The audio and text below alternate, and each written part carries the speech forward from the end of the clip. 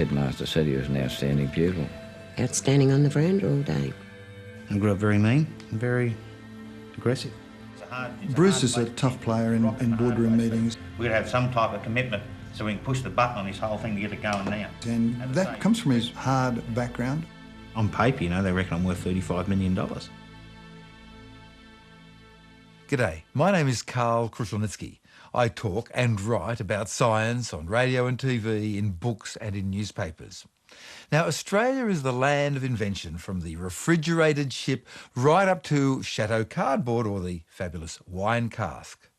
Tonight's program is about a man who became a successful inventor by accident. His name is Bruce Keane, and this is his remarkable story.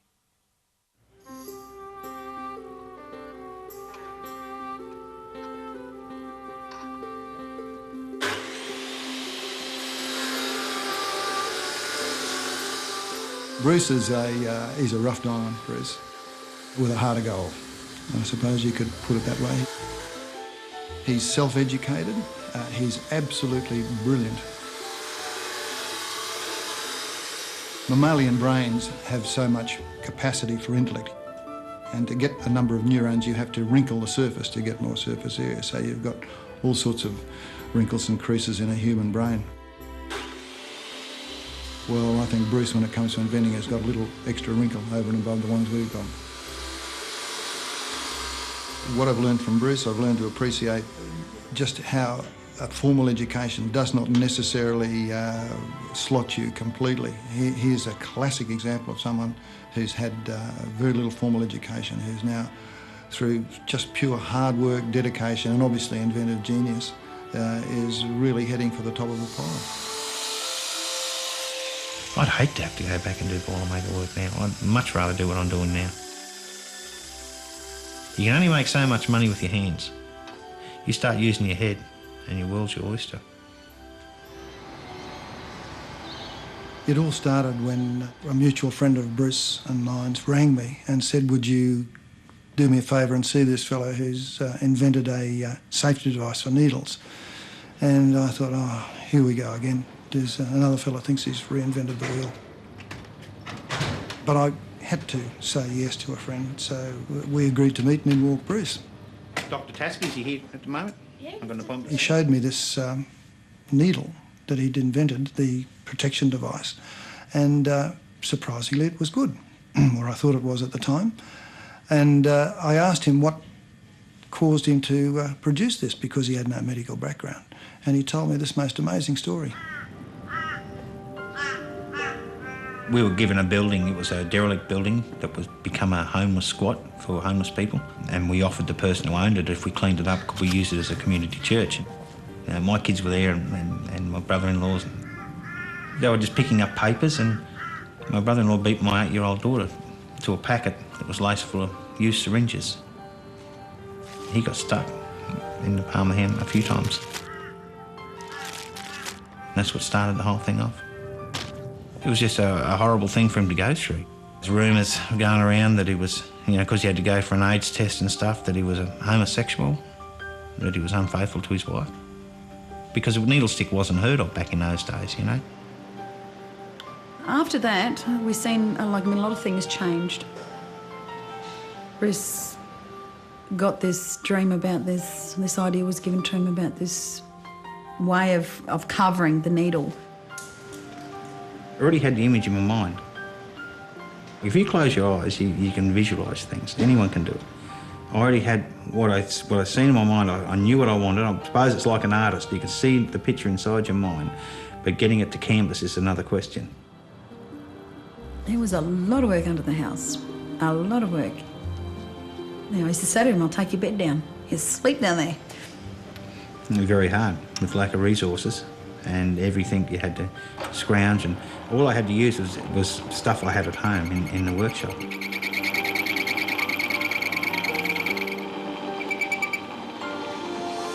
I finally got it about 12 o'clock at night. Quite a good feeling. It was exhilarating. That'll do it. That's good. It's done. It's finished. So, you know, and really it wasn't finished. That was just the start. head has got to be business and marketing plan for safety syringe. Me and Vanessa sat down, we wrote a business plan, an old typewriter, and away we went with this crude prototype and this crude business plan and went knocking on doors. Pounding the streets is a terrible way to raise money. He was getting a little bit depressed at times. I think I lost count over 40 times, 40 different establishments I went to, and was knocked back. You can get turned down. Eventually you get depressed. If you're not driven by something, you give up. He didn't give up. Eventually, somebody said, give us a look at it. Give the injection. When they're finished, they put the hand over the top like that, push it forward, and then locks the syringe or the needle inside the case so they can't get to it. And when they're totally finished with it, the nurses or whoever's using it, it disconnects and it leaves the needle in its own Sharps container. So the needle's... Locked in there for good. You reckon you can't get that out? No. This is interesting. After Bruce showed me the syringe, I thought just to be sure I'd show it to a few of my colleagues, and they felt the same as me. They thought that this was quite an interesting invention, but it still needed a few things done to it. That's what It's better than I expected it to be. Yeah. So we had to come up with a new design where the drug user or the nurse doesn't have to manipulate anything. It happens automatically. When they give the injection, it's got to happen totally automatically, so they don't even have to think about what they're doing. The standard syringe, when they push it to the bottom to get all their drugs out, nothing happens. They drop it on the ground and it's a lethal weapon. When it's with ours, they push it all the way to the bottom and it fires the mechanism off. They get all of their drugs and totally destroys the syringe. It's absolutely self-destructing and automatic. The road wasn't easy, not with Bruce, but with all the other peripheral problems that occur when you're trying to raise a company. Paying the bills was horrid. There was too many bills and not enough money. At one stage, there was no money. That was probably the hard part. We were out. We had no vehicles left. We sold everything. There was just nothing left. You fall behind in your rent. You have trouble feeding the kids. You think, oh, is this ever going to end? You get to the stage where you want to quit and go back to work and do what you usually do. Just get a job, 9 to 5. At least then you know every week you got a paycheck. There was a stage shortly after that where I thought this is the end. We will go no further with this, and I was prepared for the loss. But Bruce, to his eternal credit, would not lie down, would not say no, and went out and did something for him and for anybody really. It was a Herculean task. I just done what I used to do, what I know what to do. Was we wrote another business plan and I went around knocking on doors. You know, for months we had nothing, and all of a sudden it was just like a wave coming, you know. People started hearing about us and hearing the cause. Bruce has a wide circle of friends and acquaintances, and they're mostly like Bruce, they're battlers, and they stick together. And Bruce called on all these people, and they really came from everywhere, mortgaging their houses, I believe, in some circumstances. Well, we just have people walk up, and you might call this, people call it luck. People come knocking on your door, people, total strangers you don't know, hand you an envelope with some money in it. Hey, Skeeler? Yep. I've heard about your company. I'd like to invest some money. I've heard about your concept and I'd really like to back it. I'd like to invest in your company. I don't know how people, they must have been listening in their bedrooms while we've been talking or something. Great. Yeah, well, thanks very much for that. No worries. Bye-bye. We actually had pledges for $9 million and we only wanted to raise 5, so we had to turn away $4 million. So the response was overwhelming. Bruce took this fledgling private company, OMI, Occupational and Medical Innovations, and in a most unbelievable way, he floated it almost single-handedly on the stock exchange, turned it into a public company.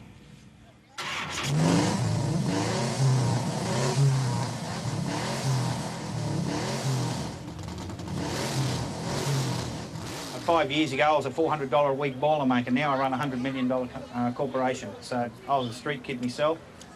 Didn't like the rules or anything else. And Bruce has a very generous heart, and he really wants to give back to the community, children particularly.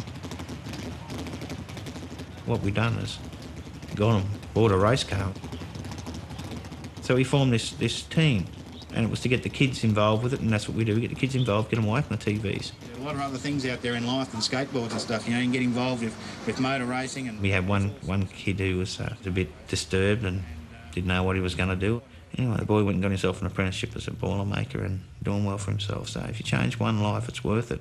Well, it's probably one of the best things that will help you get through life is something like motor racing, because it helps you learn how to work on cars and do the basic skills like welding, sheet metal work, paint. So you learn all those skills as you go along and have fun doing it. And that's how I got my first job. At 14 years old, I built my first race car. I think I got my inventing skills early in life. Dad, who was a motor mechanic, got us involved with motor racing, so I think that's where a lot of the problem-solving skills came from. Dad wasn't on a large wage, and there was 5 of us, 5 boys, so we had a very strict upbringing. Hey, Mama Vanty, you there? Hello, Bruce. Bruce wanted to learn he could do it. Oh, yes. If he wasn't If he interested in liked it, if he didn't like it, Bruce wouldn't have anything to do with it. It was immediately wiped off the slate and he went on to something else. That's right. Sesco, Bruce, you know about. Mm-hmm. Like the headmaster said, he was an outstanding pupil. Outstanding on the veranda all day. Not a very clean one. We should have some clean rag around here. You didn't bring any with you, did you? Only the one I'm wearing. All right. He was noted around the place that he could look after himself reasonably well. Oh, yes. Yes. I grew up very mean and very aggressive. I was one of the most feared men here in this suburb when I was younger.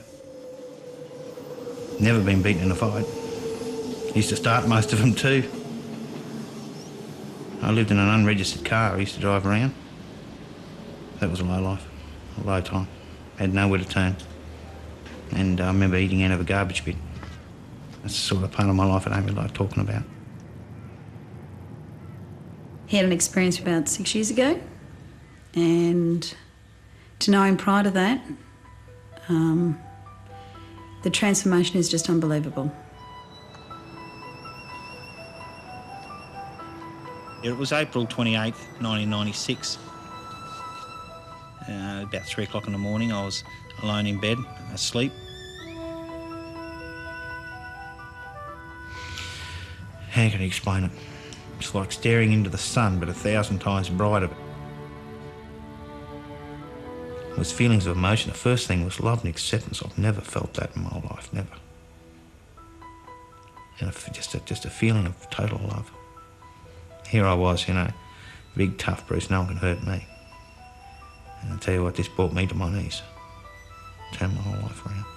Never, ever have I experienced something like that.